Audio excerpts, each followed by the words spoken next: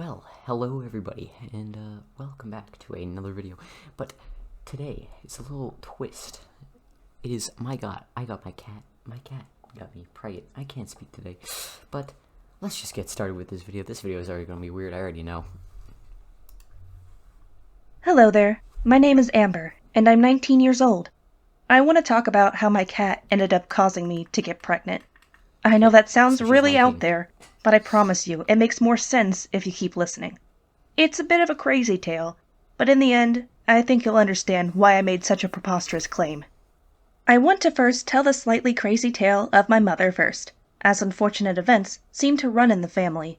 For quite a long time, she was with a man named Jack. She absolutely was in love with Jack ever since high school, and they dated all through high school, and even a few years after that. My mother got a tip from one of her friends, however, that he was seeing someone else on the side. After another tip... Damn. That's cold. That is cold. Bozo is touching little children. I meant, tip-off about another woman at his home, she walked in on him with another woman. Hey, yo. Needless to say, she dumped him on the spot. Now the friend who tipped her off, his name was Mark. Mark and Jack had been close friends as well, so that was why he was able to find out about him seeing another woman. Mark was very kind to her, and consoled her through the sadness she felt at finding out Jack betrayed her. It wasn't too long before they were both dating instead. Jack long forgotten by both of them. Are you kidding me? They were together for over 2 years, and they never had any problems together. Neither of them cheated on the other, they never fought or had arguments. It all seemed perfect. It was so perfect, in fact, that they wound up getting married. It seemed like my mother had found the perfect guy after her fallout with her cheating boyfriend. Things were never that perfect, however, and neither of them could have predicted what a jaded lover could do when scorned. Jack had started to plan a way to destroy their relationship in petty jealousness. Bro. My mother was at home one day, cleaning and doing other stay-at-home wife duties, when she got a call on her phone. That call was from Jack, and she nearly hung up on him when she heard his voice. But he pleaded with her to listen to him. He told her that he wasn't calling to provoke her, but that his mother had wanted to see her. He made up some story about how his mother was showing early symptoms of dementia and was asking about her, apparently still thinking they were together. It sounds like a pathetic attempt at an excuse to me, but my mother still decided to head over to his house and see. When she arrived at the house and knocked on the door, Jack was the one to answer and let her in the house. Unsurprisingly, Jack's mother didn't appear to be there. When my mother turned to demand what Jack was playing at, he suddenly pushed against her and started to kiss her. Hey, yo. After the initial shock factor had passed, my mother shoved him off and slapped him hard across the face. Damn. She stormed out of the house after that, fuming and outraged that he had devised such an elaborate plan to get her out to his house. My mother wasn't sure what to do when she got home. She was unsure if she should tell Mark about what had happened or not. Jack hadn't done anything too bad to her, but it was possible he could become a problem in the future. She was still debating on when to tell him about a week later, but then she found out she was pregnant. The whole incident was pushed to the back of her mind as she started making plans with Mark about having a baby. Everything seemed happy again. But then Jack decided to completely destroy their relationship. He sent messages to my father with pictures of him and my mother together from that day he pushed himself on her. I guess he had hidden some sort of camera somewhere and taken footage from it, conveniently cutting out the parts where she pushed him away. Mark was upset over this, and my mother desperately tried to explain to him what had really happened.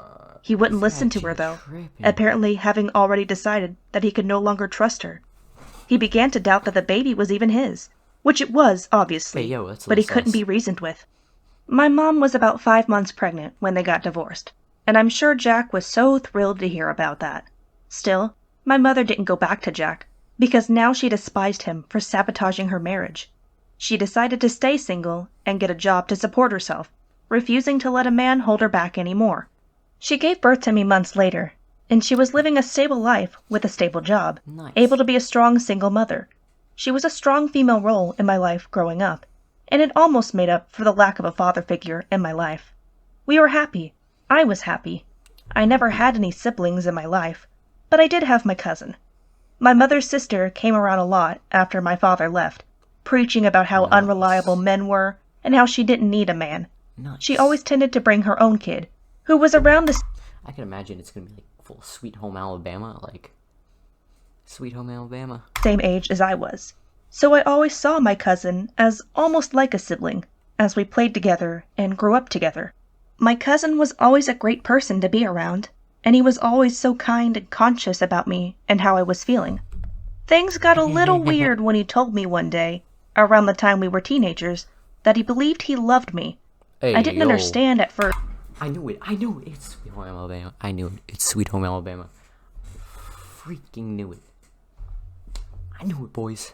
Because, yeah, I loved him too. He was my family, my cousin. But I didn't realize he meant beyond familiar love. I explained to him that I saw him like my brother, and that we were related, so it could never work even if I didn't. I don't think he took it too well, but that was my stance on the matter. Things got tense between us, and we stopped hanging out as much for obvious reasons. I was about 17 when I met Lucas. I met him at the local pet shop, where I was picking up some wild bird seed. I enjoyed going down to the park and scattering seeds for the local wildlife, as I found it rather relaxing. He looked so cute with his uniform on and working with the animals. We wound up exchanging numbers, and from then on, it was history. We met up all the time when we were both available, and I just absolutely adored him. He had these little dimples on his cheeks that would appear when he smiled. Can I ask, where are the dimples?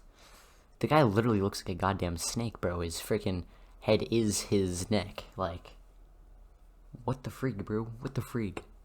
I'm trying to keep it family-friendly commentary right now, but, like, where is his dimples? And I just couldn't resist his charm. When I graduated from high school, he showed up after the ceremony and presented me with a little kitten. He was so cute. And the kitten was pretty adorable, too. The kitten was a little ginger, scruffy little guy with the sweetest eyes. How could I not just love this man? That's why I said yes when he asked me to marry him, of course. Nice. Lucas had aspirations of becoming a veterinarian, unsurprisingly. And I was focused on getting my own higher education as well. I wasn't entirely sure what I wanted to do with my life, but I knew exploring different college courses would help me find my way. It was because of this that we both decided to hold off on having any kids quite yet. We were also pretty young, and we had... Everybody. You know what I'm about to ask. Please leave a like and subscribe. This will be amazing. To see more videos just like this one, just all you have to do is just freaking punch that like button, bro. I don't want to punch anything in here because everything around me is fragile. But just punch it, just like, you know what I mean? All the time in the world to settle down and start a family when we were ready. I had originally started taking birth control pills, but it turns out the extra estrogen in them caused me to have severe migraines, and my blood pressure shot up. My doctor wound up taking me off of them, stating he feared I would have a stroke or develop a clot in my lungs. Stroke. With that preventative out the window, we decided to just stick with the classic rubbers for prevention. Sorry, dude. They were quite effective anyway, so we thought it would be enough. My cousin had become a prominent issue in my life after I got married. He refused to let this infatuation thing go and harassed me and my husband all the time. He would constantly come over uninvited and cause a scene. Lucas was starting to become upset with me because of it, claiming that our relationship seemed too odd to be just cousins. I was annoyed that he would even think like that, but my cousin did have a weird kind of crush on me. But he should still trust me that nothing was going on. We tended to fight because of my cousin, and I honestly just wished he would just disappear from our lives. I loved him like family, but he was starting to interfere with my happiness and my new marriage. Everything just got worse when I found out I was pregnant. My husband went ballistic, claiming it couldn't be his because we had been using protection. He had the nerve to accuse me of sleeping with my cousin and getting pregnant that way. I was so upset that he would assume the worst of me, that I left the house in tears. My own husband couldn't trust that I wouldn't sleep with my own cousin. What a nightmare. I sat down at the park, where I usually feed the birds, trying to come up with how this could have happened. We had been using protection any time we were intimate, so how did I wind up pregnant so soon? I kept puzzling over this until it was near evening, and I had to go back home. I decided to check the condoms we had. Maybe they had expired or something? When I jumped out the packages to examine them, I noticed little marks on the wrappers. I looked closer at them and saw they appeared to be little teeth marks that punctured the wrappers. I started to suspect that my cat had jumped on our nightstand and chewed them. I couldn't believe this was happening. I was being accused of cheating with my cousin when, in reality, the cat he had gotten me had unintentionally sabotaged our contraceptives. I wanted to cry. The absurdity of the circumstances nearly driving me to hysteria. At least I could prove to my husband that it was indeed possible that our contraceptives had failed due to a furry problem. I wound up going to my mother and telling her about everything that had happened. I don't think she quite believed me at first, but I showed her one of the condoms I brought with me, and she seemed to understand this was a very real situation. She was sympathetic with my plight, having gone through a jaded lover destroying her own marriage. She advised that I forgive Lucas for his outburst and accusations, saying that she didn't want to see our marriage fall apart due to lies, like her own did. I understand that she only has the best in mind for me, but is that really what I should do? My own husband couldn't trust that I wouldn't hop in bed with my own cousin and make a baby when I had explicitly stated I didn't want kids right now. He hadn't even been home since the incident, but I was supposed to just forgive him for all of that? I do